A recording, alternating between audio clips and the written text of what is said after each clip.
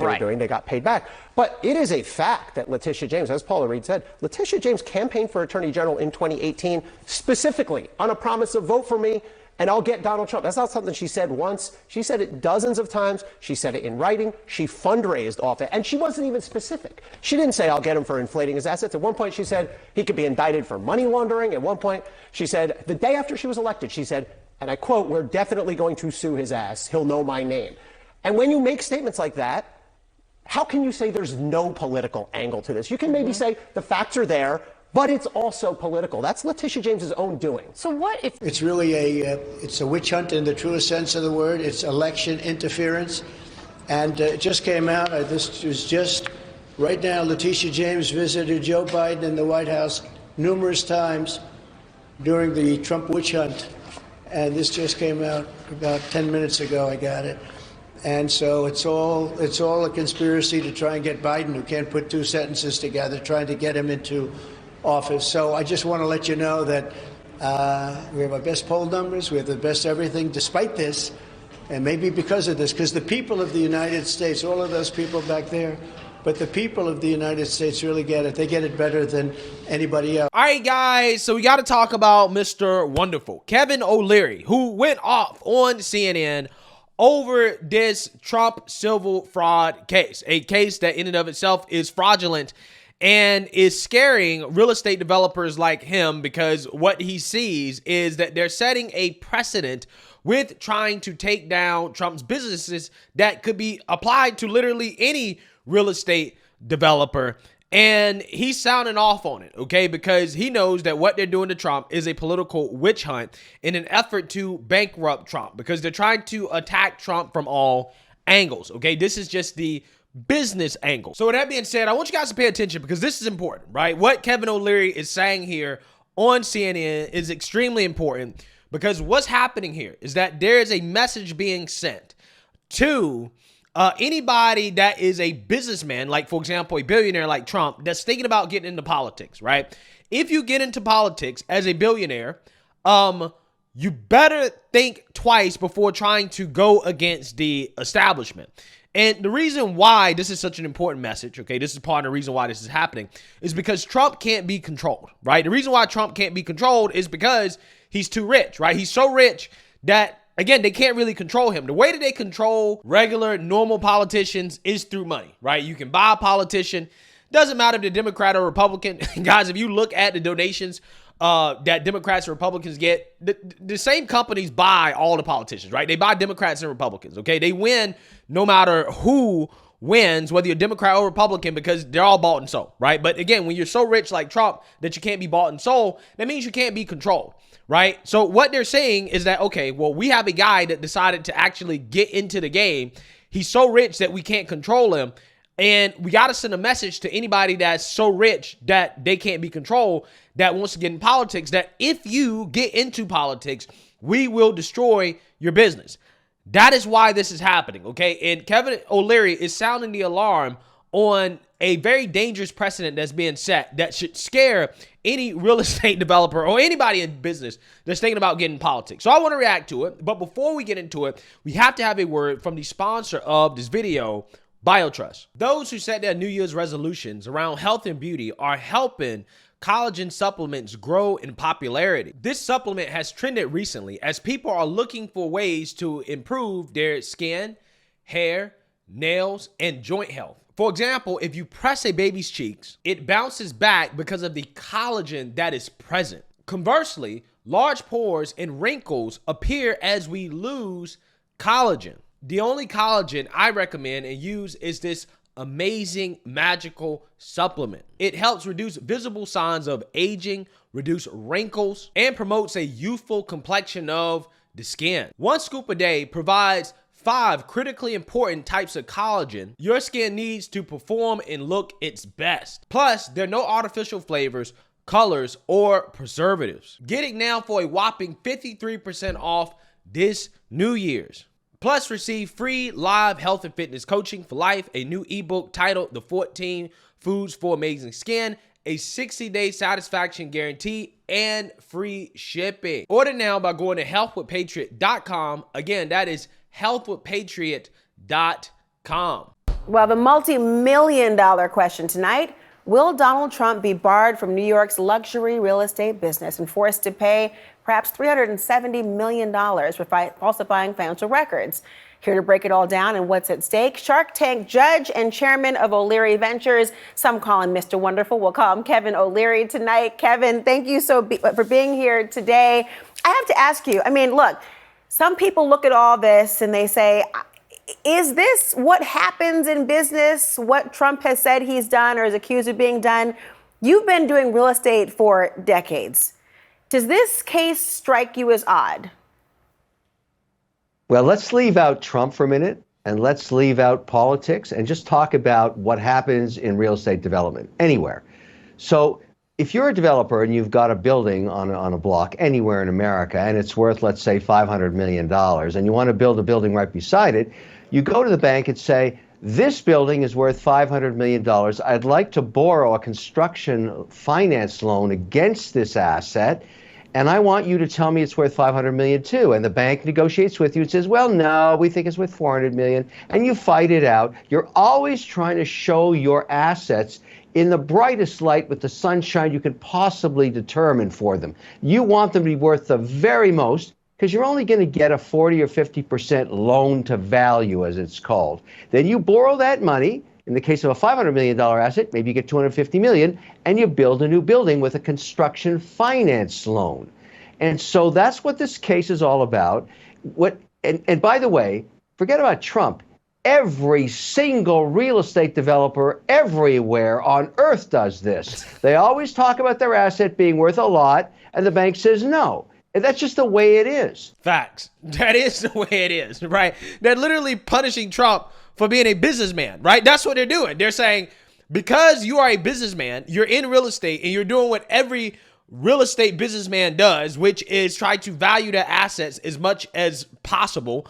We're going to punish you for it, right? We're going to accuse you of fraud, okay? When nobody got hurt, right? There's no real victim because the bank got paid back, right? And the bank is not required to agree with Trump, okay, in regards to what the value of an asset is, okay? They're not required to agree with that, okay? And again, this is how you know it's political because Trump is being punished. He's literally being punished for something that everybody does in that business, right?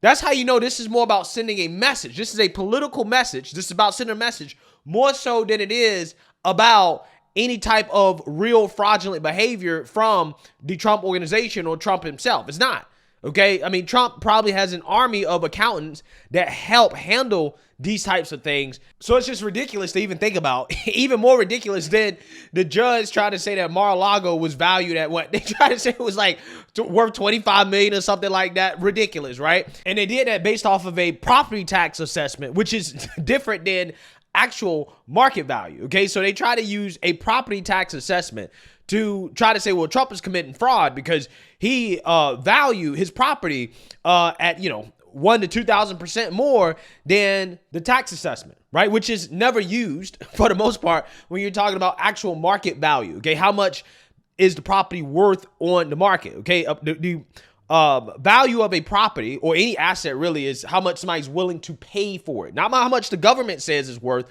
but how much somebody is actually willing to pay for the asset on the open market. Again, I'm not sure Mar-a-Lago is worth $1 billion, but it definitely ain't $25 million.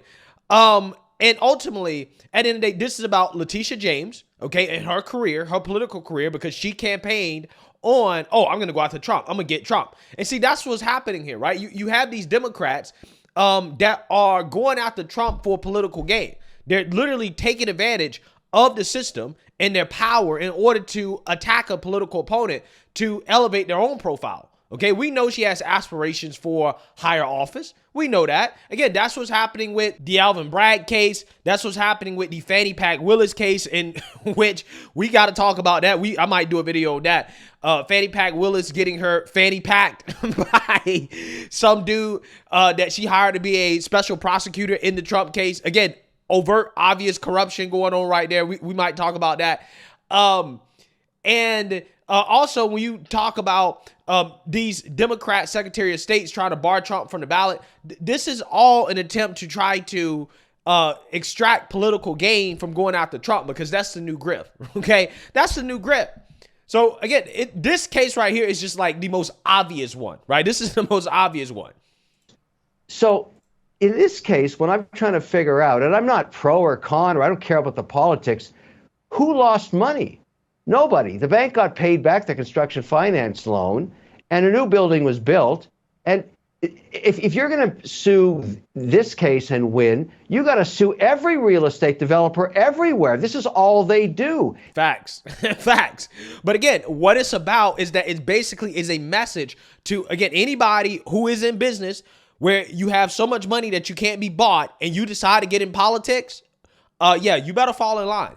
And if you don't fall in line, this is what happens, right? We're going to bring a fraudulent case against you, and we're going to basically try to bankrupt your business based off common business practices that everybody does in your industry. We're just going to say that it's fraudulent.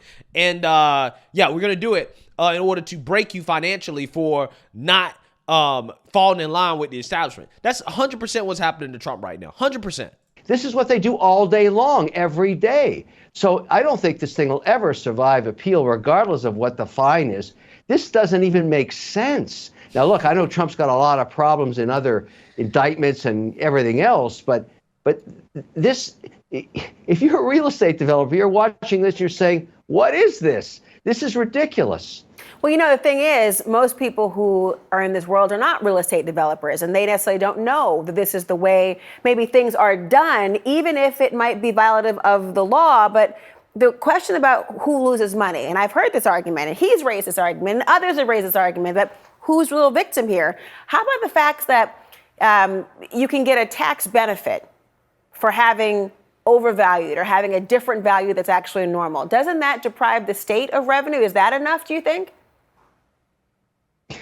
I know you're laughing, but this is rich people problems are very different than my world. Go ahead.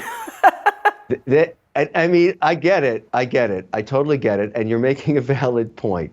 But it's humorous in the sense that you have to sue every single real estate developer here in Miami, in Chicago, in Los Angeles, in Detroit, in Dallas.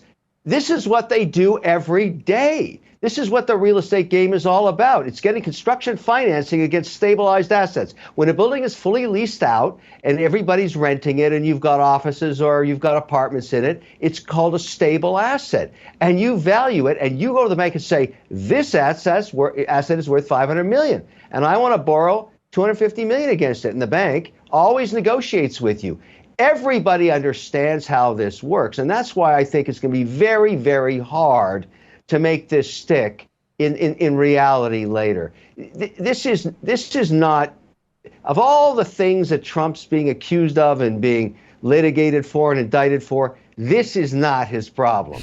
This is not his problem. He's got much worse problems than this. This is, for real estate developers, this is a joke. Wow. You heard it there, right? For real estate developers, this is a joke. Tells you everything you need to know about what this is about, right? I mean, this is a political witch hunt, straight up. And it's stuff like this that validates Trump's claims that the system is coming after him. This is what they do. They go after Trump for things they would never go after anybody else for. Okay. Again, not just this, but also when you're talking about the Jack Smith case, all these cases, they would never go after Democrats or anybody else for the same things that they're going after Trump for. When you look at the Biden classified document case, they basically already say, yeah, we're not going to do anything, right? We don't care. But they're going after Trump for the classified document case. Clear cut proof that you have a two-tier justice system where Trump is being held to a much different standard than everybody else. And it's stuff like this that it just makes Trump stronger. It makes Trump stronger because it validates the claims that there is a political witch hunt against me. There is an establishment. There are a group of people that don't want me to be able to obtain power again. And they're trying to stop me by any means necessary. And it does nothing but help Trump out in the long run, right? I'm so serious. So again, when you got people like Kevin O'Leary that come out and say, yeah, this is a joke, right? Like, I don't understand what's happening here. Again, every real estate developer does what they're trying to essentially punish Trump for.